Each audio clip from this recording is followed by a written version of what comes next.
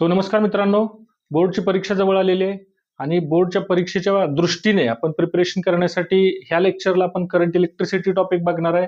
Current इलेक्ट्रिसिटीचे आपण दोन part करतोय. पार्ट 1 मध्ये किर्चॉफ लॉज, त्याच्यानंतर Wheatstone network, Wheatstone meter bridge आणि पोटेन्शिओमीटर हे पॉइंट्स आपण पार्ट 1 मध्ये कव्हर करू आणि त्याच्यानंतर पार्ट 2 मध्ये नेक्स्ट व्हिडिओ मी टाकेन. त्याच्यामध्ये आपण गॅल्व्हॅनोमीटरचं एमीटर मध्ये, गॅल्व्हॅनोमीटरचं व्होल्ट मीटर मध्ये आणि थर्मो इलेक्ट्रिसिटी हे 3 पॉइंट्स कव्हर करणार आहे. तर सुरू करूया आपण करंट इलेक्ट्रिसिटी बोर्डच्या पॉइंट ऑफ व्ह्यूने. फर्स्ट पॉइंट आहे, तुम्ही लिहिणार आहे पहिल्या पॉइंट मध्ये की किर्चॉफ लॉज.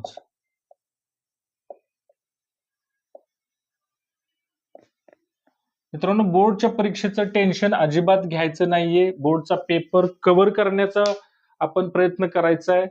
आपण 2 वर्ष एमएसटी सीईटी किंवा नीट किंवा जेईच्या पॉइंट ऑफ व्ह्यूने जरी प्रिपरेशन केली असेल तरी सुद्धा बोर्डचा पेपर बऱ्याच विद्यार्थ्यांना डाऊट असतात की सर कसा कव्हर करायचा किंवा बोर्डमध्ये क्वालिफाईंग मार्क्स पडणं गरजेचं आहे, ग्रुप क्वालिफाय होणं गरजेचं आहे. तर प्रॉपर पद्धतीने डेरिव्हेशन्स किंवा बोर्डचे numericals by using log table आपल्याला प्रॉपर पद्धतीने सॉल्व्ह करणं गरजेचं असतं. आपण जर सीईटीच्या ट्रिक्स किंवा एमएसटी सीईटीच्या ट्रिक्स किंवा नीटच्या ट्रिक्स, जेईच्या ट्रिक्स जर वापरून बोर्डचे पेपर किंवा बोर्डचे न्यूमेरिकल सोडवले तर थोडेसे तिथे मार्क्स कमी होण्याची पॉसिबिलिटी असते. बोर्डचे डेरिव्हेशन प्रॉपर लिहावे लागतात. ह्या लेक्चरला आपण करंट इलेक्ट्रिसिटी ह्या टॉपिकमध्ये तुम्ही बोर्डचे कसं डेरिव्हेशन लिहिणार किंवा लॉज कसं लिहाल त्याचा आपण विचार करतोय. पहिल्यांदा बघूया किर्चॉफ लॉज. किर्चॉफचे 2 लॉज आहेत बाळांनो. फर्स्ट आहे Kirchhoff current law, Kirchhoff first law किंवा ह्यालाच किर्चॉफ करंट लॉ किंवा ह्यालाच किर्चॉफ जंक्शन लॉ असं सुद्धा म्हणतात. ओके, ह्याच्यामध्ये पहिला पॉइंट तुमचा असणार आहे स्टेटमेंट. बरोबर, क्वेश्चन कसा असतो सर, तर state and explain Kirchhoff first law किंवा state and explain Kirchhoff second law ह्या पद्धतीनं क्वेश्चन असेल. तर पहिला पॉइंट असेल आपला स्टेटमेंट. स्टेटमेंटमध्ये काय लिहायचं बाळांनो, तर सपोज एखादं जंक्शन घेतोय मी, हा पॉइंट आहे ज्या पॉइंटला मल्टिपल कंडक्टर्स किंवा मल्टिपल वायर्स जॉईन केलेले आहेत. बरोबर, आणि वेगवेगळ्या रस्त्याने, हा पॉइंट ओ आपण लेट करूया, वेगवेगळ्या रस्त्यावरून करंट येतोय. सपोज हा I1 करंट येतोय, हा I2 येतोय आणि मल्टिपल डायरेक्शन मध्ये करंट रिडिस्ट्रीब्यूट म्हणजे जातोय. पण I3 हा करंट जाणार आहे, I4 हा पण करंट जाणार आहे, सपोज I5 हा करंट येतोय. बरोबर, तर हा जो पॉइंट आहे ह्याला आपण जंक्शन असं म्हणणार आहे. देअरफॉर किर्चॉफच्या पहिल्या लॉला किर्चॉफ जंक्शन लॉ असं पण म्हटलं जातं. तर ह्या जंक्शनच्या इथे सर्व करंटची बेरीज ही 0 असते. ते स्टेटमेंट आहे आपलं the algebraic sum of all currents at a junction is equal to 0. हे आपल्याला स्टेटमेंट म्हणून लिहायचं आहे.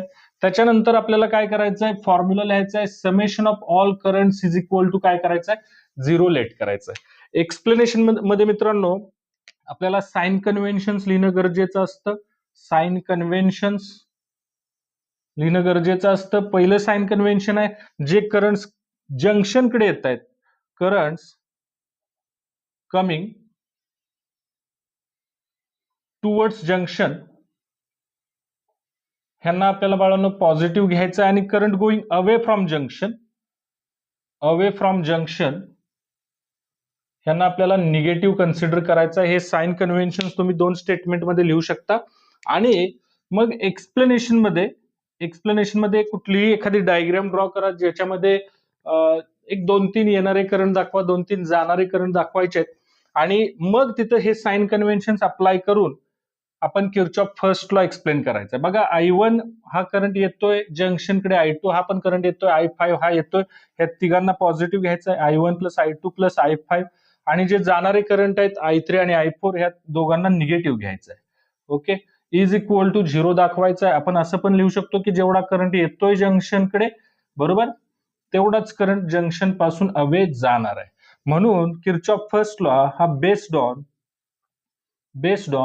कंझर्वेशन ऑफ चार्ज, बरोबर, कंझर्वेशन ऑफ चार्ज वरती डिपेंड आहे. बरोबर, हा थेरोटिकल पार्ट झाला. जर सपोज ह्याच्यावरती न्यूमेरिकल आला तर सपोज ह्या पद्धतीने एखादा न्यूमेरिकल मी टाकतोय. सपोज 15 एम्पियर एवढा करंट येतो इकडून 2 अँपियर करंट येतोय, इकडं सपोज 3 अँपियर करंट जातोय, इकडं 5 अँपियर करंट जातोय, तर हा जो लास्ट वाला करंट आहे जो असेल सपोज आय, त्याची व्हॅल्यू आपल्याला कॅल्क्युलेट करायची आहे, बरोबर. आता काय करायचं आपल्याला, टोटल करंट येतोय किती 15 प्लस 2 17 आणि जाणारा किती आहे बघा 5 प्लस 3 8, बरोबर. मग आपल्याला काय करायचं, आलेला जो करंट आहे त्याला प्लस घ्यायचं, दॅट इज 15 प्लस 2 17 आणि जाणारा जो करंट आहे त्याला आपण मायनस घ्यायचं 5 प्लस 3 8, बरोबर. आता हे जे असेल बघा 5 प्लस 3 प्लस हा पण आय, बरोबर, 8 प्लस आय, ह्या पद्धतीने आपल्याला दाखवायचं.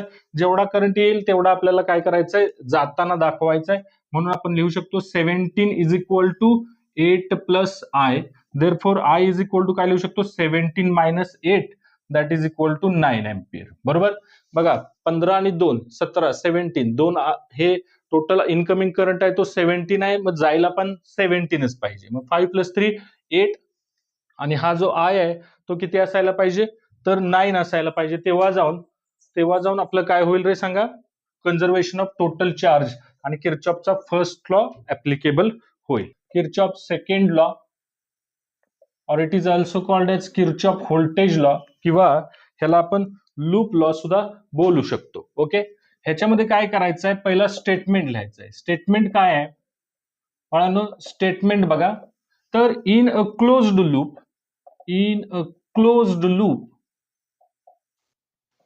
the algebraic sum of potential difference and EMFs is equal to 0. दाखवायचं. That is summation of IR, that is potential difference बाळांनो. Potential difference is the product of current and resistance. Summation of IR plus summation of EMF is equal to काय दाखवायचं आहे, 0 दाखवायचं आहे. Okay, आता ह्याच्यामध्ये आपल्याला प्रॉपरली साइन कन्व्हेन्शन्स लिहावे लागतात. बघा साइन कन्व्हेन्शन्स कसे लक्षात ठेवायचे, त्याच्यात साइन कन्व्हेन्शन दोन गोष्टीसाठी असणार आहेत, एक IR साठी असेल आणि दुसरा EMF साठी असेल. एक नंबरला आपण साइन कन्व्हेन्शन IR साठी लिहूया. आता साइन कन्व्हेन्शन शिकायच्या अगोदर मी एक एक्झाम्पल घेतो, इथं एक सर्किट घेतोय. सपोज ही एक बॅटरी घेतलेली आहे जिचा EMF E1 आहे आणि तिचा इंटरनल रेजिस्टन्स R1 आहे. दुसरी एक बॅटरी घेतलेली आहे जिचा EMF E2 आहे सपोज आणि इंटरनल रेजिस्टन्स किती आहे रे, R2 आहे, बरोबर. आणि ह्या दोन्ही बॅटरी अशा पद्धतीने जोडलेल्या आहेत की त्या दोन्ही मिळून एक्सटर्नल रेजिस्टन्स मधून काहीतरी करंट पास करतायत. मग आता पहिल्यांदा आपण काय करायचं, कुठलंही किर्चॉफ व्होल्टेज लॉ वरती एक्झाम्पल येऊ दे किंवा एक्सप्लेनेशन येऊ दे, पहिल्यांदा आपण काय करायचं आहे, तर एक असं नेटवर्क ड्रॉ करायचं आहे आणि बरोबर काय करायचं, आपल्याला करंट दाखवायचं. सपोज बॅटरी E1 मधून हा I1 करंट बाहेर पडला, बॅटरी E2 मधून हा I2 करंट बाहेर पडला आणि हा झाला जंक्शन. इथं I1 आला वरून आणि इथं I2 आला, हे दोघं एकत्र झाले आणि I1 प्लस I2 हे असे दोघं एकत्र होऊन ह्या एक्सटर्नल रेजिस्टन्स मधून पास होत आहेत. परत ह्या पॉइंटला आल्यानंतर I2 त्याच्या घरी जाईल, बरोबर. E2 मधून बाहेर पडला होता I2 आणि I1 त्याच्या घरी जातोय. म्हणजे प्रत्येक वेळी आपल्याला काय करायचंय, तर रेजिस्टन्सच्या जवळ करंट लिहायचा आहे. बघा रेजिस्टन्सच्या जवळ आपल्याला प्रत्येक वेळी काय लिहायचं आहे, करंट लिहून ठेवायचं आहे. ओके, ह्या रेजिस्टन्स मध्ये किती करंट शिरतोय, ह्या रेजिस्टन्स मध्ये किती करंट शिरतोय, ह्या रेजिस्टन्स मध्ये किती करंट शिरतोय. ओके, त्याच्यानंतर आता जसं की किर्चॉफ व्होल्टेज लॉ किंवा ह्यालाच आपण लूप लॉ म्हणतो आणि स्टेटमेंट मध्ये पण सांगितलं इन अ क्लोज्ड लूप, बरोबर. मग आपण लूप दाखवायचा, सपोज ABCDE आणि हा F, बरोबर. एक लूप डिफाईन करून घेतला मी ABCDEF, बरोबर. आता आपण किर्चॉफ व्होल्टेज लॉ कुठलेही लूप क्लोज्ड लूप मध्ये अप्लाय करू शकतो, जसं की ABCDEF हा क्लोज्ड लूप आहे किंवा ABEF हा पण क्लोज्ड लूप आहे किंवा BCDEB हा पण एक क्लोज्ड लूप आहे, बरोबर. आता आपण आपल्यावरती डिपेंड राहिलं की आपण लूप कसा ट्रेस करतो किंवा लूप कसा फॉलो करतो ते आपल्यावरती डिपेंड राहिलं, बरोबर. सपोज मी काय करतो, कुठलाही एक्झाम्पल मध्ये एक लूप कन्सिडर करतो, सपोज ABCDEF बरोबर, हा लूप मी कन्सिडर केला. आता ह्या लूप मध्ये पहिलं स्टेशन माझं असणार आहे ए कडून मी बी कडे जाईन, B to C, C to D, D to E, E to F, F आणि परत F कडून A कडे येईन, बरोबर. आता काय करणार आहे मी, A टू B जाताना करंट दिसतोय तुम्हाला, येस, हा I1 करंट दिसतोय. रेजिस्टन्स दिसतोय का, नाहीये, बरोबर. त्याच्यामुळे इथं पोटेन्शियल ड्रॉप झालेलं नाहीये. त्याच्यानंतर बी टू सी जाताना पण रेजिस्टन्स नाही, आपण फास्ट जायचं. सी टू डी जाताना आपण हा रेजिस्टन्स दिसतोय आणि त्याच्यामध्ये शिरणारा करंट पण दिसतोय, बरोबर. आता आपण लूप जो फॉलो करतोय तो लूप करंटच्या डायरेक्शन मध्येच फॉलो केलाय, बरोबर. लूप जो ट्रेस करतोय आपण, ज्या लूपच्या अलॉंग निघालेलो आहे तो आणि करंट हे सेम डायरेक्शन मध्ये आहेत, बरोबर. आता if loop is traced in same direction of current, बरोबर. जसं की सपोज हा रेजिस्टन्स आहे आणि ह्याच्यात शिरतोय हा करंट आहे आणि हा आपला लूप आहे, बरोबर. आपण ह्या डायरेक्शन मध्ये निघालोय जसं की करंटच्याच डायरेक्शन मध्ये. तर मात्र बाळांनो आय आर जो आहे तो निगेटिव्ह घ्यायचा आहे आणि अपोजिट डायरेक्शन मध्ये जर आपण येत असो करंटच्या अपोजिट डायरेक्शन मध्ये, तर आय आर जो घ्यायचा आहे तो पॉझिटिव्ह घ्यायचा आहे. लक्षात राहिले. If loop is traced in same direction of current then I R is taken as negative, बरोबर. आणि इफ लूप अपोजिट डायरेक्शन मध्ये असेल then I R is taken as positive, बरोबर. आता हे आपण साइन कन्व्हेन्शन प्रॉपरली एक्झाम मध्ये कसं लिहायचं आहे, तर जसं मी आता मेन्शन केलेलं त्याच पद्धतीने तुम्ही लिहायचं आहे. If loop is traced in the same direction of current then the sign किंवा the potential difference is taken as negative. If loop is traced in opposite direction of the current, then potential difference is taken as positive. Okay. तर हे झालं sign convention कुणाचं बाळांनो, potential difference म्हणजेच I आरचं झालं.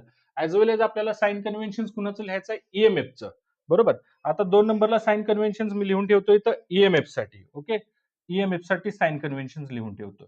बघा, जर सपोज आपण हे बॅटरीचं पॉझिटिव्ह टर्मिनल हे निगेटिव्ह टर्मिनल आहे, बरोबर. जर सपोज आपला लूप किंवा आपण लूप जो फॉलो करतोय तो फ्रॉम पॉझिटिव्ह टू निगेटिव्ह जातोय, बरोबर. म्हणजे आपण जात असताना पहिल्यांदा पॉझिटिव्ह लागतंय आणि पलीकडे निगेटिव्ह लागतंय, बरोबर. मग ह्या सिच्युएशन मध्ये ईएमएफ जो घ्यायचा आहे तो मायनस घ्यायचा आहे आणि सपोज आपण लूप जर ट्रेस केला from negative terminal to positive terminal, बरोबर. आपला लूप जर असा असेल की निगेटिव्ह टर्मिनल पहिल्यांदा लागतंय, बघा निगेटिव्ह टर्मिनल फर्स्ट लागतंय, त्याच्या पलीकडे पॉझिटिव्ह टर्मिनल आहे, असं जर असेल तर तुम्हाला काय करायचं आहे, ईएमएफ जो घ्यायचा आहे तो प्लस घ्यायचा आहे. ओके. हे साइन कन्व्हेन्शन तुम्ही स्टेटमेंट मध्ये पण लिहू शकता. If loop is traced from positive terminal of the battery to negative terminal of the battery then EMF is taken as negative and the loop is traced from negative terminal to positive terminal then EMF is taken as positive. Okay. तर आता हे sign convention एकदा का लिहून ठेवले आपण की explanation मध्ये आपल्याला कुठलंही एखादं सर्किट क्लोज्ड सर्किट दाखवायचं आणि त्याच्यामध्ये किर्चॉफ व्होल्टेज लॉ अप्लाय करण्याचा प्रयत्न करायचा आहे.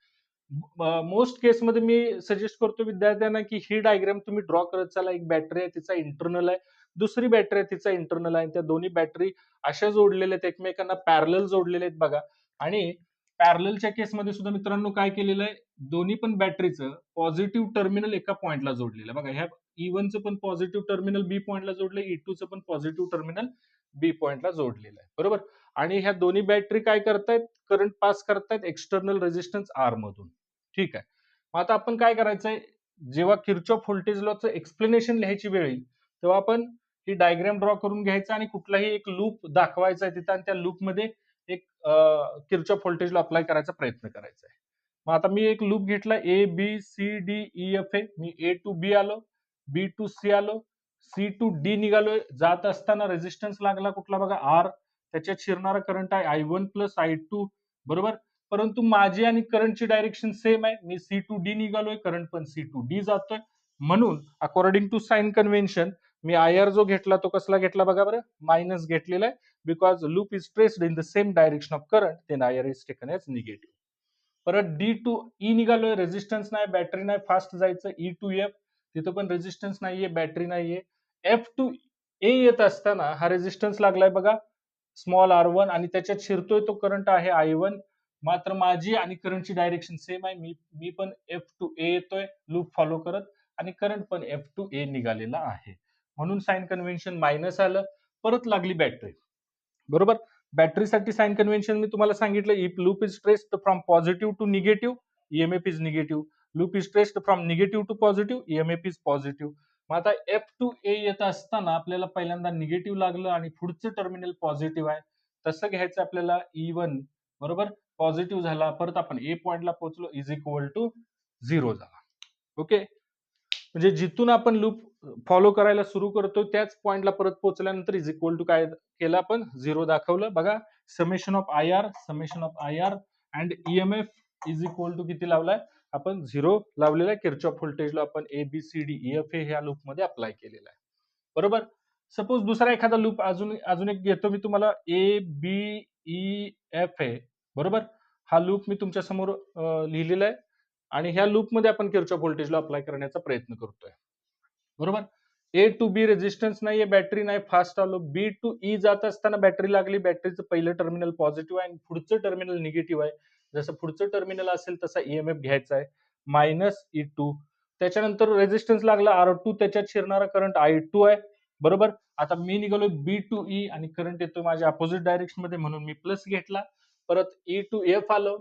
E टू F येत असताना रेजिस्टन्स नाही किंवा बॅटरी नाही, फास्ट गेलो. F टू A येत असताना रेजिस्टन्स लागला R1, त्याच्यात शिरणारा करंट I1. माझी आणि करंटची डायरेक्शन मी F टू A येतोय, करंट पण F टू A येतोय म्हणून मायनस दिला. परत पुढे बॅटरी लागली, बॅटरीचं टर्मिनल निगेटिव्ह पहिल्यांदा. पुढचं टर्मिनल जसं असेल तसं आपण अप्लाय करायचं. E1 plus E1 is equal to काय झाला 0 झालेला आहे. ओके, आता ह्याच्यावरती एक बोर्डला एक्झाम्पल कसं येतं तर मी एक्झाम्पल एक घेतो. ओके, सपोज ही एक बॅटरी आहे, हिचा ईएमएफ आहे 4 व्होल्ट आणि तिचा इंटरनल रेजिस्टन्स आहे 1 ओहम. दुसरी एक बॅटरी आहे, तिचा 1 व्होल्ट ईएमएफ आहे आणि तिचा इंटरनल रेजिस्टन्स तिचा पण आहे 1 ओहम आणि ह्या दोन्ही सेल एक्सटर्नल रेजिस्टन्स 2 ओहम मधून करंट पास करतायत. तर आपल्याला प्रश्न विचारला जातो की हा जो एक्सटर्नल रेजिस्टन्स आहे 2 ओहम, त्याच्यातून किती करंट पास होईल तो आपल्याला फाइंड करायचा आहे. ओके, काय करणार सांगतो तुम्हाला. पहिल्यांदा बॅटरीच्या पॉझिटिव्ह टर्मिनल मधून एक करंट घेतला I1, या 4 व्होल्ट मधून आला. दुसरा 1 व्होल्ट मधून बाहेर पडणारा I2. बरोबर, ह्या पॉइंटला दोन्ही एकत्र झाले आणि I1 प्लस I2 हे एकत्र येऊन कशामधून निघालेले आहेत 2 ओहम रेजिस्टन्स मधून निघालेले आहेत. ओके, आता पुढे जाऊन परत काय होणार, ह्या पॉइंटला परत I2 त्याच्या घरी जातोय आणि I1 त्याच्या घरी जातोय. बरोबर, आता ह्याच्याकडे आपल्याला हे एक्झाम्पल सोडवताना बोर्ड मेथड जे आहे, बोर्ड मेथड वेगळी आहे आणि जेव्हा एमसीक्यू मेथड येईल, एमसीक्यू मेथड तुम्हाला मग ती सीईटी असू द्या किंवा जेई असू द्या किंवा नीट असू द्या, एमसीक्यू मेथड मध्ये तुम्ही काय करायचंय तर एमसीक्यू मेथड मध्ये काय करायचं टेक्निक बघा. एक नंबरला आपल्याला अप्लाय करायचं आहे ई नेट फाइंड करायचं बाळांनो. एक नंबरला फर्स्ट स्टेप आहे ई नेट फाइंड करायचं. आता ह्या दोन सेल एकमेकांना पॅरलल आहेत आणि पॅरलल सेल असतील, बरोबर, तर त्यांचा इफेक्टिव्ह ईएमएफ काढण्यासाठी काय करायचं असतं तर त्या सेलचा ईएमएफ डिवायडेड बाय त्याच सेलचा इंटरनल रेजिस्टन्स प्लस दुसऱ्या सेलचा ईएमएफ डिवायडेड बाय दुसऱ्या सेलचा internal resistance whole divided by 1/R1 plus 1/R2. हे टेक्निक लक्षात ठेवा. ह्या फॉर्म्युल्याने आपल्याला इफेक्टिव्ह ईएमएफ कॅल्क्युलेट करता येतो जर ह्या दोन्ही सेल एकमेकांना पॅरलल असतील आणि दोन्ही सेलचं पॉझिटिव्ह टर्मिनल एकाच पॉइंटला जोडलेलं असेल. सपोज ह्या एका सेलचं पॉझिटिव्ह आणि दुसऱ्या सेलचं निगेटिव्ह असतं तर मात्र इथं आपल्याला काय लिहावं लागलं असतं, मायनस लिहावं लागलं असतं. मात्र खाली जो आहे 1/R1 प्लस 1/R2च लिहिणं गरजेचं आहे. ओके, आता सध्या आपण काय केलेलं आहे, दोन्ही पण सेलचं पॉझिटिव्ह कंबाईन पॉइंटला जोडलेलं आहे, त्याच्यामुळे आपण E1/R1 प्लस E2/R2 असं लिहिलेलं आहे. ओके, आता ह्या फॉर्म्युला हे झालं ई नेट काढायची पहिली मेथड, पहिली step. Second R net find करायचा. बरोबर, इफेक्टिव्ह रेजिस्टन्स फाइंड करायचा. आता हे बघा, हे दोघं जे आहेत एकमेकांना पॅरलल आहेत आणि जेव्हा पॅरलल दोघं असतील तेव्हा त्यांचा काय होतो multi upon ADDIE, that is multiplication upon addition, that is R1 plus R2. Okay, R1 R2 upon R1 plus R2 ह्या दोघांचा इफेक्टिव्ह निघाला आणि ह्या दोघांच्या इफेक्टिव्हला हा जो एक्सटर्नल रेजिस्टन्स आहे तो सिरीज मध्ये, बरोबर, म्हणजे हा झाला कॅपिटल आर ऍड झाला बघा त्याच्यात. म्हणजे ह्या दोन सेलचा एकच सेल करून घेतली बघा, ही अशी झाली ई नेट. बरोबर, हा झाला स्मॉल आर नेट की जो हा इथं दाखवलेला आहे तो, आणि हा झाला एक्सटर्नल रेजिस्टन्स कॅपिटल आर. आणि हे जे आपल्याला समोर दिसायला लागलं हे कम्प्लीट सर्किट झालं ज्याच्यामध्ये एकच सेल आपण इफेक्टिव्ह दाखवलेले आणि इंटरनल रेजिस्टन्स आणि एक्सटर्नल रेजिस्टन्स दाखवलेले. तिसऱ्या स्टेपला आपल्याला काय करायचंय तर I is equal to E net divided by R net दाखवायचं आहे. E net divided by R net. Okay, बघा समजतंय का सगळ्यांना.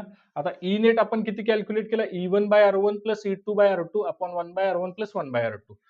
त्याने ई नेट कॅल्क्युलेट करून इथं टाकायचा आणि आर नेट जो असेल तो R1 R2 upon R1 plus R2 plus capital R इथं टाकायचं आहे. बरोबर. ह्या बोर्ड मेथडकडे मी परत येणार आहे. अगोदर एमसीक्यू मेथडने हे एक्झाम्पल सोडवण्याचा प्रयत्न करा. पहिली स्टेप आहे ई नेट फाइंड करूया. आता हे झालं तुम्हाला ट्रिक्स झालेले आहेत. बरोबर. आता हे एक्झाम्पल सोडूया आपण. E net is equal to ह्या एक्झाम्पल मध्ये काय सांगितलंय 4. E1 ची व्हॅल्यू 4 आहे. डिवायडेड बाय तिचा इंटरनल किती आहे 1 प्लस दुसरी सेल किती आहे 1 divided by 1 whole divided by 1 by R1 plus 1 by R2. Okay. मग किती झालं बघा 5 by 1 plus 2 by 1 that is equal to 5 by 2 झाला. बघा first step E net find करून घेतली 5 बाय 2 झाला. Second step R net find करून घ्या. आर नेट फाइंड करून घ्या. ह्या दोघांचं मल्टिप्लिकेशन आपण ऍडिशन किती येतं 1 बाय 2 येतं. बरोबर. प्लस हा external 2 that is equal to किती येतो बघा बरं 5 बाय 2 येतो. आणि तिसऱ्या स्टेपला last step total current E net by R net हा फॉर्म्युला वापरायचा. E net by R net is equal to 5 by 2 divided by 5 by 2 is equal to 1 ampere. म्हणजे हा जो एक्सटर्नल रेजिस्टन्स 2 ओहमचा दाखवलेला आहे मी त्याच्यामधून किती करंट जायला पाहिजे 1 एम्पियर करंट जायला पाहिजे. आपण हे अगोदरच फाइंड करून घेतलं. बरोबर. आता आपण बोर्ड मेथडने हे एक्झाम्पल कसं सोडवायचं. बरोबर. बघा बोर्ड मेथडने सोडवण्यासाठी आपल्याला लूप एक कन्सिडर करावं लागेल. मी एक लूप घेतो A B C D E F A. Okay. कुठलाही एक लूप घेऊया A B C D E F A. Okay. ह्या लूप मध्ये किर्चॉफ व्होल्टेज लॉ अप्लाय करतो. A to B B to C कुठलाही रेजिस्टन्स नाही किंवा बॅटरी नाही फास्ट गेलो. सी टू डी जात असताना हा रेजिस्टन्स लागला 2. बरोबर. आणि त्याच्यामध्ये करंट शिरतोय तो I1 प्लस I2 आणि मार्जिन करंटची डायरेक्शन सेम आहे म्हणून मायनस दाखवला मी. D to E E to F जात नाहीये कुठला रेजिस्टन्स नाही किंवा ईएमएफ नाही. एफ टू ए जातोय बघा एफ टू ए करंट जातोय 1 I1 आणि रेजिस्टन्स आहे 1 that is I1 into 1 minus झाला का तर आपली आणि करंटची डायरेक्शन सेम आहे. प्लस ही बॅटरी आली बघा बॅटरी किती आहे 4 व्होल्टची इज इक्वल टू 0. का सर प्लस तर पहिलं टर्मिनल निगेटिव्ह आहे पलीकडलं टर्मिनल पॉझिटिव्ह आहे म्हणून ईएमएफ पण पॉझिटिव्ह आला. ओके. ह्या इक्वेशनने आपण सिम्प्लिफाय जर करून घेतलं फॉर एक्झाम्पल तर -2I1 -2I2 -I1 plus 4 is equal to किती झाला रे 0 झाला.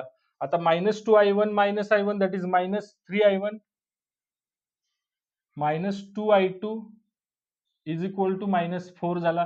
मी साइन चेंज करून घेतो.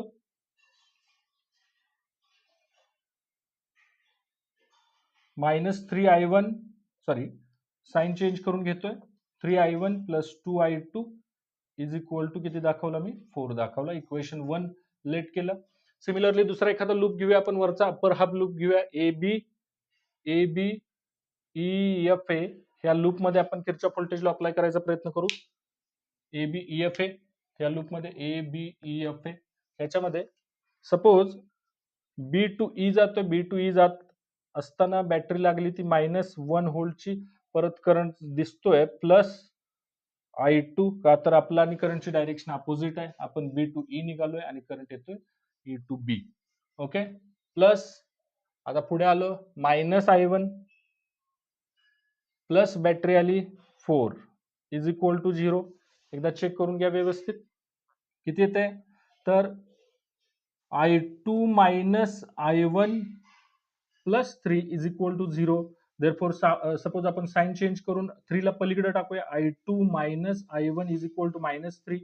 Therefore we can write it as I1 minus I2 is equal to 3. बरोबर. हे सेकंड इक्वेशन झालं. आता काय करायचं आपल्याला तर हे जे सेकंड इक्वेशन हे लिनियर इक्वेशन झाले बाळांनो.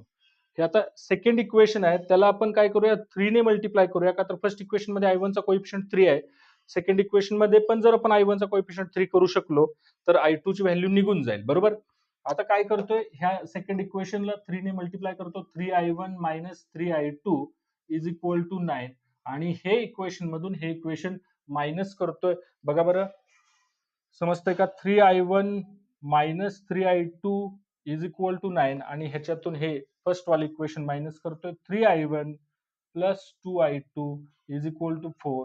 बरोबर. साइन चेंज होतील. बरोबर. साइन चेंज होऊन जातील किती होतंय 3i1 -3i1 कॅन्सल होईल. -3i2 -2i2 that is -5i2 is equal to 9 minus 4 that is equal to 5. Therefore I2 is equal to -1 ampere.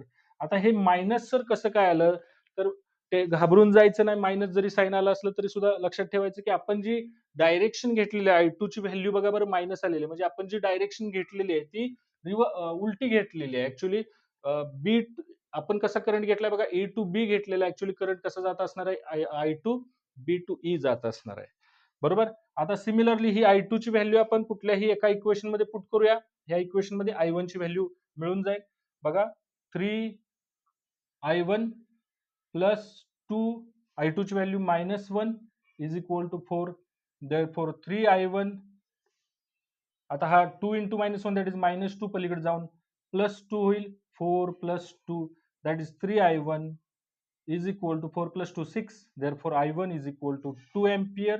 बघा I1 is equal to 2 ampere plus आला I1, म्हणजे ह्याचा अर्थ आपण जी I1 ची डायरेक्शन दाखवलेली ती अॅक्युरेट आहे. आता काय झालं बघा बरं, I1 ची इंडिव्हिज्युअल व्हॅल्यू निघाली, I2 ची इंडिव्हिज्युअल व्हॅल्यू निघाली. बरोबर. आता काय करायचं, यांची ऍडिशन, कारण आपल्याला एक्सटर्नल रेजिस्टन्स मधून जाणारा जो करंट आहे तो I1 प्लस I2 आहे, ना की I1 किंवा ना की I2. I1 plus I2 calculate केला पाहिजे. बरोबर. I1 ची व्हॅल्यू 2 प्लस, आता I2 ची व्हॅल्यू किती, -1 दॅट इज 2 -1 1 एम्पियर. बघा हे आन्सर आलेलं आहे, 1 एम्पियर आलेलं आहे. म्हणजे एक बोर्ड मेथडने आपल्याला काय करायचंय, नेटवर्क कन्सिडर करून किर्चॉफ व्होल्टेज लॉ अप्लाय करून इक्वेशन फॉर्म करायचे आणि ते इक्वेशन सॉल्व्ह करण्याचा प्रयत्न आपल्याला बोर्ड मेथडने करायचं. पण त्याच्या अगोदर एकदा क्रॉस चेक करण्यासाठी ह्या मेथडने उत्तर काय येतंय, मी आता उत्तर ह्या मेथडने कॅल्क्युलेट केलेलं होतं, ते टोटल करंट जो पास होतोय एक्सटर्नल रेजिस्टन्स मधून तो 1 एम्पियर होता आणि तेच उत्तर ह्या बोर्ड मेथडने पण मी फाइंड केलेलं आहे. चलो आता नेक्स्ट पॉइंट बघूया, व्हीटस्टोन नेटवर्क. व्हीटस्टोन्स नेटवर्क. ओके. आता पहिली गोष्ट, व्हीटस्टोन ने 4 रेजिस्टन्स घेतलेत आणि एक क्वाड्रिलॅटरल फॉर्म केलेला आहे बघा. व्हीटस्टोन नेटवर्क मध्ये हा एक रेजिस्टन्स घेतला, हा एक रेजिस्टन्स आहे आणि हा एक रेजिस्टन्स आहे. बरोबर. ह्याला आपण नाव देऊया पी, क्यू, आर आणि एस. बरोबर. हा पॉइंट ए लेट करूया, हा बी पॉइंट आहे, हा सी पॉइंट आहे आणि हा डी पॉइंट आहे. ओके. ए आणि सी ह्या दोन पॉइंटच्या मध्ये आपण एक बॅटरी घेतलेली आहे. बरोबर. एक की ठेवलेली आहे, की जोडलेली आहे. आणि बी आणि डी ह्या दोन पॉइंटच्या मध्ये आपण एक सेन्सिटिव्ह गॅल्व्हॅनोमीटर जोडून घेतला. बरोबर. आता हे झालं व्हीटस्टोन नेटवर्क. बाळांनो, व्हीटस्टोन नेटवर्क वरती प्रश्न कसा येऊ शकतो की डिस्क्राईब द बॅलन्स्ड किंवा by using Wheatstone network obtain balanced condition. ह्या पद्धतीने आपल्याला 2 मार्कला प्रश्न येऊ शकतो. त्याच्यामध्ये तुम्हाला काय करायचंय, तर एक नेटवर्क ड्रॉ करायचंय, दाखवायचे resistance P, Q, R, S आणि त्याच्यामध्ये किर्चॉफ व्होल्टेज लॉ अप्लाय करायचा आहे. त्याच्या अगोदर सपोज ही बॅटरी आहे, ईएमएफ ही की आहे. बरोबर. सपोज ही की जेव्हा आपण क्लोज करू तेव्हा ह्या बॅटरीमधून करंट बाहेर पडेल. हा करंट ह्या पॉइंट पर्यंत एकच करंट येईल. आता ए पॉइंट हे जंक्शन आहे, ए पॉइंटला करंट फुटणार आहे, डिवाइड होणार आहे. बरोबर. सपोज इकडे गेलेला करंट I1 दाखवायचा आणि इकडे आलेला करंट I2 दाखवायचा. परत हा I1 इथपर्यंत येईल, ह्या पॉइंटला परत जंक्शन आहे, हे बी पॉइंट. आता त्याच्यामधला गॅल्व्हॅनोमीटर मध्ये जाणारा करंट आपण IG लेट करूया. बरोबर. ह्या बी पॉइंटला परत करंट रिडिस्ट्रीब्यूट होईल, फुटणार आहे. I1 आला होता, IG गॅल्व्हॅनोमीटर मध्ये गेला, तर राहिला काय I1 मायनस IG. बरोबर. सिमिलरली इकडे बघा, I2 खाली आला, वरून कोण आला, गॅल्व्हॅनोमीटर मधून आलेला करंट आहे IG. हे दोघे ह्या पॉइंटला काय झाले, ऍड अप झाले आणि इकडे जाणारा करंट आहे तो I2 प्लस IG. बरोबर. हे आपल्याला ह्या डायग्राम मध्ये दाखवायचंय. आणि नंतर काय करायचं मित्रांनो, नंतर आपल्याला करायचं आहे किर्चॉफ व्होल्टेज लॉ अप्लाय ह्याच्यामध्ये. तर मी एक लूप कन्सिडर करतो, ए बी डी ए ह्या लूप मध्ये. हा, आता त्याच्या अगोदर जेव्हा तुम्हाला 2 मार्कला क्वेश्चन हा येतो, डायग्राम प्रॉपरली ड्रॉ केल्यानंतर आपण थोडंसं एक्सप्लेनेशन पण लिहायचं. Consider 4 resistance P, Q, R, S forms a quadrilateral A B C D. Battery is connected between point A and C. बरोबर. And a sensitive galvanometer is connected between 2 points B and D. Let I be the current which is coming out of the battery. and I1 is the current flowing through resistance P, I2 is the current passing through S, IG is the current through galvanometer. Okay, हे सगळं आपण explanation मध्ये लिहून ठेवायचं आणि नंतर काय करायचं, एक लूप ड्रॉ करायचा, तिथं लूप दाखवायचा ABDA. बघा उलटा लिहिला ABDA, हा लूप दाखवतो मी, ABDA हा लूप आहे आणि ह्या लूप मध्ये किरचॉफ व्होल्टेज लॉ अप्लाय करायचा बिंदास. चलो A to B आपण जातोय, रेजिस्टन्स लागला कुठला, P लागला, त्याच्यामध्ये शिरतोय करंट किती, I1, आपली आणि करंटची डायरेक्शन सेम आहे, minus. B to D resistance लागला, गॅल्व्हॅनोमीटरचा G रेजिस्टन्स आहे तो आपण लेट केलाय आणि त्याच्यामध्ये करंट शिरतोय IG, आपली आणि करंटची डायरेक्शन सेम आहे, मायनस. D टू A बरोबर, रेजिस्टन्स लागला S, त्याच्यामध्ये करंट शिरतोय I2, आपल्या आणि करंटची डायरेक्शन अपोजिट आहे म्हणून प्लस. परत ए पॉइंटला पोहोचलो, इज इक्वल टू काय झाला, 0 झालेला आहे. ओके, सिमिलरली ह्याला इक्वेशन आपण 1 लेट करू शकतो, त्याला इक्वेशन 1 लेट करू. आता मी काय करतो, दुसरा एक लूप आहे बघा, BCDB बरोबर, BCDB ह्या लूप मध्ये मी किरचॉफ व्होल्टेज लॉ अप्लाय करतोय बघा, KVL अप्लाय करतोय. ओके, BCDB या लूप मध्ये B टू C जातोय मी, करंट आणि माझी डायरेक्शन सेम आहे, I1, आता हा मायनस घ्यावा लागेल, minus I1 minus IG into Q बरोबर. परत C पॉइंटला आलो, C टू D येतोय, माझी आणि करंटची डायरेक्शन अपोजिट आहे, प्लस घ्यावा लागेल, plus I2 plus IG is equal sorry into R. परत D टू B जातोय, माझी आणि करंटची डायरेक्शन अपोजिट आहे, प्लस घ्यावं लागेल IG into G is equal to 0. Okay, हे किरचॉफ व्होल्टेज लॉ अप्लाय केला आपण सेकंड लूप मध्ये. आता सगळ्यात महत्वाचं बाळांनो, ही जी व्हीटस्टोन नेटवर्क आहे हे बॅलन्स्ड कंडिशन वरती वर्क होत असतं. आणि बॅलन्स्ड कंडिशन म्हणजे काय, जर पोटेन्शियल ऍट बी पॉइंट आणि पोटेन्शियल ऍट डी पॉइंट, बघा बी पॉइंटचं पोटेन्शियल आणि डी पॉइंटचं पोटेन्शियल जर सेम असेल, म्हणजे ह्याचा अर्थ बी आणि डी ह्या दोन पॉइंटच्या मधला पोटेन्शियल डिफरन्स 0 असेल, तर त्या दोन पॉइंटच्या मध्ये बी आणि डी ह्या दोन पॉइंटच्या मध्ये कुठलाही करंट फ्लो होणार नाही, का तर हे दोन पॉइंट इक्विपोटेन्शियल पॉइंट झाले. देअरफॉर करंट थ्रू गॅल्व्हॅनोमीटर IG ची व्हॅल्यू किती होऊन जाईल, 0 होऊन जाईल. देअरफॉर आता काय होईल, then equation 1 and equation 2 will becomes, आता परत हे इक्वेशन आपल्याला लिहायचे. इक्वेशन 1 मध्ये IG ची व्हॅल्यू 0 टाकायची, म्हणजे ही टर्म 0 होईल बरोबर. इक्वेशन 2 मध्ये पण IG ची व्हॅल्यू 0 टाकून परत एकदा व्यवस्थित लिहून घ्यायचं, minus PI1 plus SI2 is equal to 0. बघा IG ची व्हॅल्यू 0 झाली, ही टर्म 0 झाली. सिमिलरली सेकंड इक्वेशन मध्ये IG जिथं दिसतोय तिथे 0 टाकायचं आहे, मायनस I1 इंटू Q बरोबर.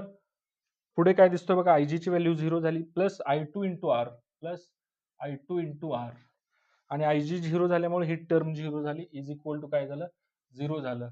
हे इक्वेशन 1 आणि हे इक्वेशन 2 बरोबर रिडिफाईन केलेलं इक्वेशन आपण परत एकदा IG ची व्हॅल्यू 0 टाकून ह्या दोन इक्वेशनचा आपल्याला काय घ्यायचं आहे, रेशो घ्यायचा आहे. परंतु काय करायचं, जर इक्वेशन 1 वरनं आपण असं लिहू शकतो, मायनस PI1 बरोबर इज इक्वल टू, ही टर्म माहिती राईट साईडला घ्यायचं, इज इक्वल टू आपण असं लिहू शकतो, मायनस SI2. आणि सिमिलरली इक्वेशन 2 वरनं आपण असं लिहू शकतो, मायनस I1 Q, आणि ही टर्म आहे ही राईट साईडला घेऊन मायनस I2 इंटू R. ह्या दोन इक्वेशनला आपण लेट करूया 1 and 2. ओके, आता ह्या दोन इक्वेशनचा फास्ट मध्ये रेशो घेऊन टाका, divided equation 1 divided by equation 2 करून घ्या. काय येतं बघा, minus PI1 divided by minus QI1 is equal to minus SI2 divided by minus RI2 बरोबर. I2 कॅन्सल, साईनला साईन कॅन्सल, मायनसला I1 cancel. Therefore P by Q is equal to S by R. This is balanced condition, this is balanced condition for Wheatstone network बरोबर. P by Q is equal to S by R. आपण असं पण लिहू शकतो, P by S is equal to Q by R. हे अशा पण पद्धतीत लिहू शकतो बरोबर. हे दोघं इकडे तिकडे शिफ्ट करून लिहू शकतो, याला आपण बॅलन्स्ड कंडिशन म्हणतो. बरोबर. ह्याचा यूज काय आहे? यूज जर विचारलं तुम्हाला तर युजेस आहेत. फर्स्ट यूज आहे to find unknown resistance. To find unknown resistance. बरोबर. जसं की ह्याच्यावरती एखादं एक्झाम्पल मी तुम्हाला टाकलं. सपोज हा एक रेझिस्टन्स आहे, हा एक रेझिस्टन्स आहे, हा एक रेझिस्टन्स देतोय आणि हा एक रेझिस्टन्स आहे. इथं सांगितलेला आहे हा 30 आहे. बरोबर. हा 60 आहे, हा X आहे आणि हा 120 आहे. आणि सांगितलेलं आहे हे जे नेटवर्क आहे हे बॅलेन्स्ड आहे. तर X ची व्हॅल्यू आपल्याला फाइंड करून द्या. तर काय करणार आपल्याला माहित आहे. तर विटस्टोन नेटवर्क जेव्हा बॅलन्स असतं तेव्हा धिस बाय धिस म्हणजे हा रेझिस्टन्स अपॉन हा रेझिस्टन्स इज इक्वल टू हा रेझिस्टन्स अपॉन हा रेझिस्टन्स येत असतो, किंवा वरच्या दोन रेझिस्टन्सचा रेशो आणि खालच्या दोन रेझिस्टन्सचा रेशो सेम येत असतो. मग आपण असं लिहू शकतो 30/60 is equal to X by 120. बरोबर. कॅन्सल होऊन जाईल. हे किती येते बघा बरं. हे 2 आला दॅट इज 60. X ची व्हॅल्यू किती येते? 60 येते. तेव्हा जाऊन नेटवर्क जे आहे ते बॅलन्स्ड होऊन जाईल. ओके. तर हा झाला विटस्टोन नेटवर्क वरती क्वेश्चन. जर आला आपल्याला की obtain balanced condition for Wheatstone network, तर या पद्धतीने आपल्याला लिहायचं आहे. ओके. नेक्स्ट पॉइंट असेल विटस्टोन मीटर ब्रिज. आता हा सुद्धा एक्सपेरिमेंट अननोन रेझिस्टन्स फाइंड करण्यासाठीचाच आहे. त्या एक्सपेरिमेंट मध्ये आपल्याला सपोज प्रश्न विचारला तुम्हाला की डिस्क्राइब विटस्टोन मीटर ब्रिज किंवा how will you find unknown resistance by using Wheatstone metre bridge experiment, तर आपल्याला डायग्राम ड्रॉ करावी लागेल. या एक्सपेरिमेंट मध्ये दोन एल शेप्ड कॉपर किंवा मेटलच्या स्ट्रिप्स आहेत, वुडन टेबलवरती फिक्स केलेले आहे, आणि तिसरी एक स्ट्रिप आहे अशा पद्धतीने ऍडजस्ट केलेली आहे, फिक्स केलेली आहे टेबलवरती, की जेणेकरून दोन गॅप फॉर्म होतील, एक left gap and right gap. बघा, दोन एल शेप्ड मेटल स्ट्रिप्स आहेत, ही एक आहे आणि ही एक आहे. And third strip is so adjusted such that two gaps will be formed. One is left gap and another is right gap. Okay. ह्या दोन मेटल स्ट्रिप ज्या आहेत एल शेपच्या, ह्याच्यावरती एक होमोजिनियस म्हणजे जिचा area of cross section uniform आहे आणि थिन 1 मीटर लांबीची एक मेटलची वायर फिक्स केलेली आहे. बरोबर. म्हणून याला आपण म्हणतो metre bridge experiment, Wheatstone metre bridge experiment. का तर 1 मीटर लॉंग वायर असते, दोन एल शेप्ड मेटल स्ट्रिप वरती फिक्स केलेले असतात, तिथे स्क्रू असतात, त्या स्क्रूने आपल्याला ही वायर टाईट करून घ्यायची आहे. ओके. त्याच्यानंतर जो रेझिस्टन्स आपल्याला फाइंड करायचा आहे, जो अननोन रेझिस्टन्स फाइंड करायचा आहे, तो आपल्याला लेफ्ट गॅप मध्ये जोडायचा आहे. Let X be the resistance which is to be find and connected in left gap. त्याच्यानंतर एक रेझिस्टन्स बॉक्स आहे ज्याच्यामध्ये वेगवेगळ्या व्हॅल्यूजचे रेझिस्टन्स आहेत. हा रेझिस्टन्स बॉक्स आपण राईट गॅप मध्ये जोडतोय. बरोबर. एक सेन्सिटिव्ह गॅलॉनमीटरचं वन एंड आपण मिडल स्ट्रिपच्या मध्ये जोडतोय. तिथे एक स्क्रू असतो, तिथं गॅलॉनमीटरचं एक टोक जोडलं आणि गॅलॉनमीटरच्या दुसऱ्या एंडला एक जॉकी जोडणार आहे. आपण जॉकी हे पेन लाईक डिव्हाइस असतं, ज्याला पुढं एक निफ एज असते मेटलची, ज्याचा आपण वापर कॉन्टॅक्ट करण्यासाठी, ह्या मेटल वायरवरती करण्यासाठी, मेटल वायरशी कॉन्टॅक्ट करण्यासाठी करत असतो. एक बॅटरी घेतलेली आहे. बरोबर. करंट पास करण्यासाठी, की आपण सपोज ए ह्या पॉइंटला नाव देऊया आपण बी पॉइंट, त्याच्यानंतर ह्या पॉइंटला नाव देऊ सी पॉइंट. ओके. एक बॅटरी घेतलेली आहे, त्या बॅटरीला आपण बॅटरीचं पॉझिटिव्ह टर्मिनल ए पॉइंटला जोडतोय आणि बॅटरीचं निगेटिव्ह टर्मिनल आपण सी पॉइंटला जोडतोय थ्रू रिव्होस्टॅट RH. बरोबर. हा रिव्होस्टॅट रेझिस्टन्स चेंज करण्यासाठी आपण वापरतोय. ओके. आणि एक की ठेवतो इथं, की ठीक आहे. ही डायग्राम कंप्लीट झालेली आहे. ह्या डायग्राम वरती किंवा त्या मेटल टेबलवरती, सॉरी वुडन टेबलवरती एक 1 मीटर लॉंग अशी स्केल असते, ज्याचा वापर आपण बॅलन्सिंग लेंथ फाइंड करण्यासाठी किंवा मेजर करण्यासाठी करत असतो. तर ही डायग्राम तुम्हाला ड्रॉ करून घ्यायची. ओके. या डायग्रामला एक मार्क असेल. त्याच्यानंतर प्रोसिजर काय आहे, तर प्रोसिजर बघा. पहिला पॉइंट असेल की क्लोज करा, close key K, so that current will flow through the circuit. त्याच्यानंतर आता ह्या रेझिस्टन्स बॉक्स मधून एक रेझिस्टन्स आपण ऑलरेडी काढलेलाच आहे, बरोबर. म्हणजे हा रेझिस्टन्स असेल तो आपल्याला नोन रेझिस्टन्स असेल, माहित असलेला, आणि हा नोन रेझिस्टन्स आहे. ओके. त्याच्यानंतर आपल्याला काय करायचं आहे, जॉकी टच करायचे ह्या मेटल स्ट्रिप वरती from A to C point पर्यंत. Touch the jockey, touch the jockey and find null point. कसला पॉइंट फाइंड करायचा आहे? Null point. म्हणजे गॅल्व्हॅनोमीटरचं डिफ्लेक्शन, झिरो डिफ्लेक्शन दिसेल तोपर्यंत आपल्याला काय करायचंय, जॉकी अशी ए पॉइंट कडून सी पॉइंट कडे अशी टच करत जायचंय. लक्षात घ्या, जॉकी स्लाइड करता कामा नये. स्लाइड केल्यामुळे फ्रिक्शनमुळे रेझिस्टन्स डेव्हलप होईल, टेम्परेचर वाढू शकतं. त्याच्यामुळे जे आपल्याला अॅक्युरेट उत्तर यायला पाहिजे त्याच्यापेक्षा वेगळं येणार आहे. म्हणून जॉकी टॅप करत जायचं, टच करत जायचं. आणि कोणता पॉइंट फाइंड करायचा? ज्या पॉइंटला जॉकी टच केल्यानंतर, सपोज डी पॉइंट आहे, त्या पॉइंटला जॉकी टच केल्यानंतर गॅल्व्हॅनोमीटरचं डिफ्लेक्शन झिरो दिसेल, तो पॉइंट आपल्याला फाइंड करायचा आहे. Touch the jockey and find null point. Okay. एकदा का आपण नल पॉइंट फाइंड केला, काय करायचंय, तर ह्या ए पॉइंट पासून ते डी पॉइंट पर्यंतचं डिस्टन्स मेजर करायचंय. त्याला एलएक्स लेट करायचंय. मेजर एलएक्स अँड ह्याला आपण लेट करूया एल आर. ही व्हॅल्यू असणार आहे, ते आपल्याला माहिती आहे की टोटल हे डिस्टन्स 100 सेंटीमीटरचं आहे, बरोबर.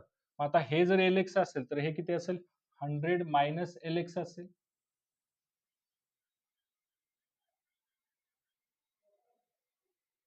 ओके, ठीक आहे. आता काय करायचं, आता व्हीटस्टोन नेटवर्कची बॅलन्स्ड कंडिशन अप्लाय करायची. आपल्याला व्हीटस्टोन नेटवर्क सगळ्यांना माहित आहे. हा सपोज रेझिस्टन्स आहे, हा एक रेझिस्टन्स आहे. ओके. हे बाळांनो व्हीटस्टोन नेटवर्कच आहे. व्हीटस्टोन मीटर ब्रिज हे व्हीटस्टोन नेटवर्कचाच एक फॉर्म आहे, पी क्यू आर एस. आणि आपल्याला माहिती आहे व्हीटस्टोन कंडिशन काय, balanced condition P by Q is equal to S by R, बरोबर. This by this is equal to this by this असतो, बरोबर. जर का बॅलन्स्ड असेल, गॅल्व्हॅनोमीटरचं डिफ्लेक्शन जर कसं असेल, झिरो दिसत असेल, बरोबर. आपण हा पॉइंट ए लेट केला होता, बी सी आणि डी, बरोबर. आणि ह्या ए आणि सी पॉइंटच्या मध्ये बॅटरी जोडली होती. सेम आहे का बघा बरं. हा पॉइंट ए आहे, हा पॉइंट ए आहे, हा सी पॉइंट आहे, इथं सी पॉइंट आहे. ए आणि सी च्या मध्ये बॅटरी जोडलेली आहे, ए आणि सी च्या मध्ये बॅटरी जोडलेली आहे. बी आणि डी ह्या दोन पॉइंटच्या मध्ये गॅल्व्हॅनोमीटर जोडलाय. बी आणि डी ह्या दोन पॉइंटच्या मध्ये आपण गॅल्व्हॅनोमीटर जोडलेला आहे. ठीक आहे. हा रेझिस्टन्स आहे तो पी असेल, हा रेझिस्टन्स आहे इकडे क्यू आहे. आता ह्या वायरचा रेझिस्टन्स म्हणजे डीसी, ह्या वायरचा रेझिस्टन्स म्हणजे हा आर असेल, एडी ह्या वायरचा रेझिस्टन्स एस असेल. ओके. मग आपण काय करायचंय, apply apply balanced condition, apply balanced condition apply करायचे. काय रे बॅलेन्स्ड कंडिशन बोला, X divided by R, X divided by R is equal to resistance of L X divided by resistance of L R, बरोबर. हा आपली balanced condition आहे. ह्या वायरचा रेझिस्टन्स आपण काय लेट केला, आर एल एक्स किंवा आर एक्स जरी लेट केला तरी सुद्धा चालतं, आणि आर आर जरी लेट केला तरी सुद्धा चालेल आपल्याला, बरोबर. बट आपल्याला माहित आहे की रेझिस्टन्स इज इक्वल टू काय, rho L divided by A असतो. Rho L divided by A. Resistance of wire is equal to काय सांगा मला, rho L divided by A. Rho म्हणजे काय असते, रेझिस्टिव्हिटी असते, रेझिस्टिव्हिटी असते, बरोबर. आता ही युनिफॉर्म वायर आहे, होमोजिनियस वायर आहे, एकाच मटेरियलची वायर आहे. त्याच्यामुळं ए पासून ते सी पर्यंत जर का हे म्हणजे फॉर एक्झाम्पल एकच मटेरियल वापरलेलं आहे आपण, त्याच्यामुळे रेझिस्टिव्हिटी कॉन्स्टंट असणार आहे. त्याच्यामुळं again homogeneous uniform area of cross सेक्शनची वायर आहे, हा सुद्धा कसा असेल, कॉन्स्टंट असेल. सेम जाडीची वायर आहे, एरिया कॉन्स्टंट झाला. म्हणून आपण लिहू शकतो रेझिस्टन्स ऑफ एक्स ही वायर जी आहे, एल एक्स ही जी वायर आहे, ह्या वायरचा resistance is equal to rho L X divided by A. And resistance of L X किंवा सॉरी एल आर, ह्या वायरचा रेझिस्टन्स जर घ्यायचा असेल तर rho L R divided by A. या दोन्ही व्हॅल्यू इथं पुट करून घ्या, बरोबर. X divided by R is equal to resistance of X row L X divided by A. Whole divided by rho LR divided by A cancel, row cancel, therefore x divided by R is equal to LX divided by LR. हे पण असं आपण लिहू शकतो, x by R is equal to LX divided by 100 minus LX. Okay, by using this formula आपण काय करू शकतो, अननोन रेझिस्टन्स की जो आपण लेफ्ट गॅप मध्ये जोडलेला आहे तो रेझिस्टन्स आपण इझिली फाइंड करू शकतो. ओके, ह्याला आपण व्हीटस्टोन मीटर ब्रिज एक्सपेरिमेंट असं बोलतो. आता बाळांनो, सपोज मी काय करतो, हा गॅल्व्हॅनोमीटर उचलतो आणि इथं जोडतो, बरोबर, लेफ्ट गॅप मध्ये, आणि ह्या बी आणि डी पॉइंटला डायरेक्ट एक जॉकी जोडली.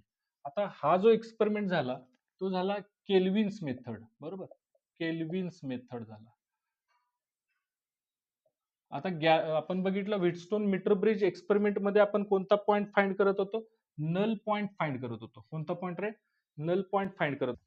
परंतु केल्विन्स मेथड मध्ये आपण काय केलं, गॅल्व्हॅनोमीटरचा रेझिस्टन्स फाइंड करणार आहे. To find resistance of galvanometer, बरोबर, ह्यालाच इक्वल डिफ्लेक्शन मेथड सुद्धा म्हणतात. इक्वल डिफ्लेक्शन मेथड असं बोलतात. आता ह्याचं वर्किंग काय आहे, प्रोसिजर काय आहे, तर ह्या केल्विन्स मेथड मध्ये आपल्याला काय करायचं, थोडासा चेंज आहे, नॉर्मल चेंज आहे. गॅल्व्हॅनोमीटर की ज्याचा रेझिस्टन्स आपल्याला फाइंड करायचा होता तो लेफ्ट गॅप मध्ये जोडला, आणि बी आणि डी पॉइंट मध्ये आपण डायरेक्ट काय केले, जॉकी जोडलेली आहे, बरोबर. बी पॉइंटला डायरेक्ट जॉकी जोडतोय. आता ह्याच्यामध्ये काय करायचं, ही मेन की क्लोज केली. मेन की क्लोज केल्यानंतर आपल्याला काय करायचं, तर before touching the jockey, before touching the jockey, jockey touch करायच्या अगोदर note down the reading, note down the reading of galvanometer, बरोबर. बघा, ही की क्लोज केली की जेणेकरून करंट फ्लो होईल, असं करंट फ्लो होत जाईल.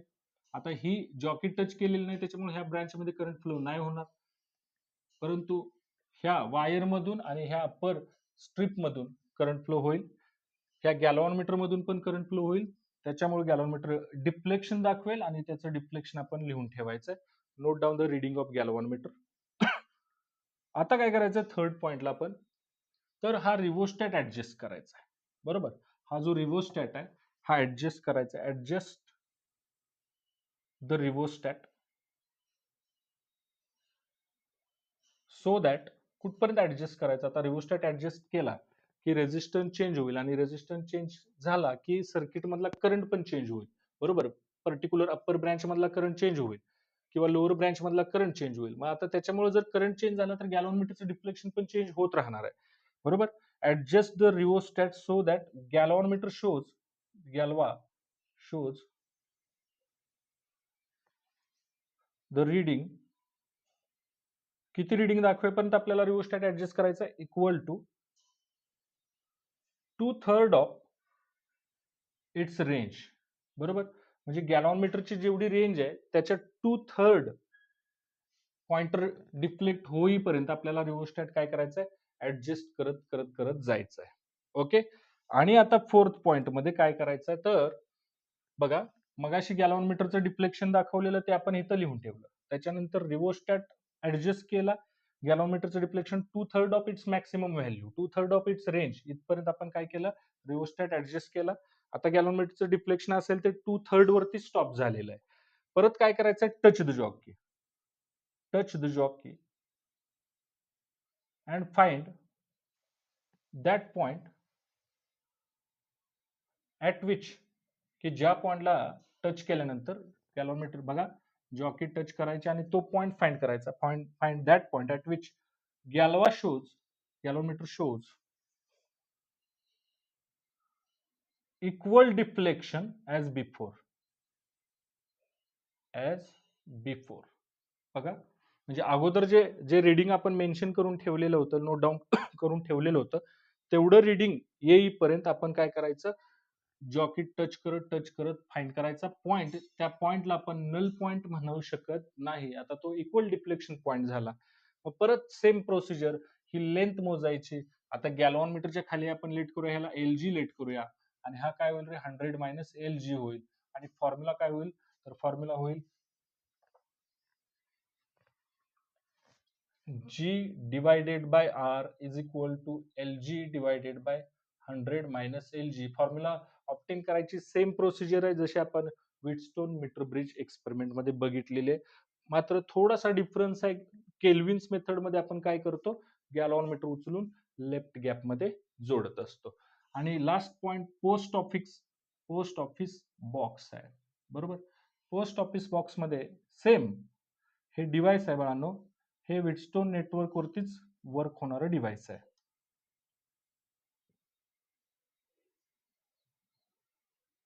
सपोज हे डिव्हाइस मी ड्रॉ केलेला आहे. हा पॉइंट इथं आपण लेट करूया ए पॉइंट, हा मध्ये आहे तो बी पॉइंट आणि हा सी पॉइंट. इकडे आपण डी पॉइंट दाखवूया. ओके, आता ह्या पॉइंट्सच्या मध्ये ना हे रेजिस्टन्स आहेत बघा, हे सगळे ना रेजिस्टन्स आहेत. जसे आपण रेजिस्टन्स बॉक्स मध्ये रेजिस्टन्स बघतो ना, तसे हे सगळे रेजिस्टन्सेस आहेत. ओके, बघा सर्किटमध्ये आपण ए आणि सी पॉइंटच्या मध्ये, ए पॉइंट आणि सी पॉइंट ह्या दोघांच्या मध्ये काय जोडलेले, बॅटरी जोडलेले. हा ए पॉइंट आहे आणि हा सी पॉइंट आहे, ह्या दोघांच्या मध्ये आपण आता बॅटरी जोडतो. ओके, इथे तुम्ही रिओस्टॅट पण दाखवू शकता. ठीक, त्याच्यानंतर ए पॉइंट आणि हा आपण बी पॉइंट आहे ह्यांच्यामध्ये एक रेजिस्टन्स जोडलेला होता. ए पॉइंट आणि बी पॉइंट ह्यांच्यामध्ये सपोज आपण पी हा रेजिस्टन्स असा लेट करूया. बघा, A point, C point, B and D, बरोबर. ए आणि सी पॉइंट ह्यांच्यामध्ये आपण बॅटरी जोडलेली. ए आणि बी ह्यांच्यामध्ये जो रेजिस्टन्स आहे तो आपण लेट केला पी. बी आणि सी ह्यांच्यामध्ये रेजिस्टन्स आहे त्याला आपण लेट करूया क्यू. ओके, त्याच्यानंतर बघा ए पॉइंट आणि डी पॉइंट ह्यांच्यामध्ये रेजिस्टन्स जो आहे त्याला आपण लेट करूया आर. हा बघा ए पॉइंट आणि हा डी पॉइंट ह्यांच्यामध्ये जो रेजिस्टन्स आहे तो आपण लेट केला आर.